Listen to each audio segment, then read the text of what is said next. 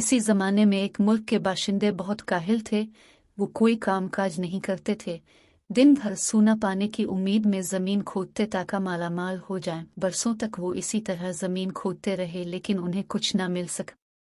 यही वजह थी कि वहाँ के बाशिंदे बहुत परेशान रहते, क्योंकि वहाँ का बादशाह दौलत चाहता था और दौलत न मिलने के सबब इसका मिजाज चिड़चिड़ा और गुस्सैला हो गया था। एक दिन वहां से एक नौजवान का गुजर हुआ जो बहुत हंसमुख और ज़हीन था।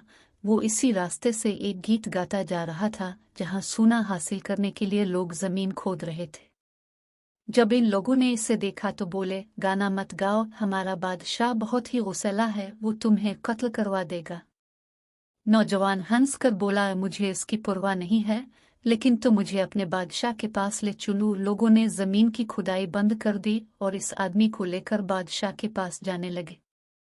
रास्ते में उन्होंने इससे पूछा, तुम्हारा नाम क्या है?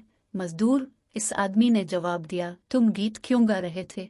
इसने जवाब दिया, क्योंकि मैं बहुत खुश हूँ। उन्होंने पूछा, तुम खुश क्यों हो? इसने बताया, मेरे पास बहुत सोना है। इतना सुनते ही सब लोग खुशी से अलिफा चल पड़े। उन्होंने बादशाह के पास ले जाकर उसे सारी बात बता दी। बादशाह ने इस आदमी से पूछा, क्या ये सच है कि तुम्हारे पास बहुत सारा सोना है? हाँ, नौजवान ने जवाब दिया, मेरे पास सोने की 7 बोरियां हैं। बादशाह ने अपने सिपाहियों को हुक्म दिया कि इस आदमी के साथ जाकर सोने की 7 बोरियां ले आओ। बादशाह का हुक्म सुनकर नौजवान ने कहा, सोने को लाने में काफी वक्त लगेगा, क्योंकि वो एक ऐसे गार में रखा हुआ है जिसकी देखभाल 7 देव कर रहे हैं। आप अपने उन आदमियों को मेरे साथ 1 साल तक रहने की इजाजत दें। इस अरसा में हम वो सोना हासिल करने में कामयाब हो जाएंगे। नौजवान की बात मानने के अलावा बादशाह के पास और कोई चारा न था, इसलिए इसने अपने बहुत से आदमी, घोड़े और बैल इस नौजवान के साथ भेज दिए और जाते वक्त इसको हिदायत की, अगर तुम साल के आखिर तक सोना लाने में नाकाम रहे तो तुम्हारा सर धड़ से अलग कर दिया जाएगा। इस नौजवान ने उन लोगों को सल्तनत की जरखेज जमीन जोतने के लिए कहा। जब जमीन तैयार हो गई तो इस नियास में गेहूं के बीज बोए। 1 साल बाद फसल तैयार हो गई तो इसने इसकी कटाई कराई, जिसके बाद इसके पास मनो गंदुम जमा हो गई, जिसे घोड़ों पर लिदवा कर वो बादशाह के सिपाहियों को साथ लेकर महल की तरफ रवाना हुआ।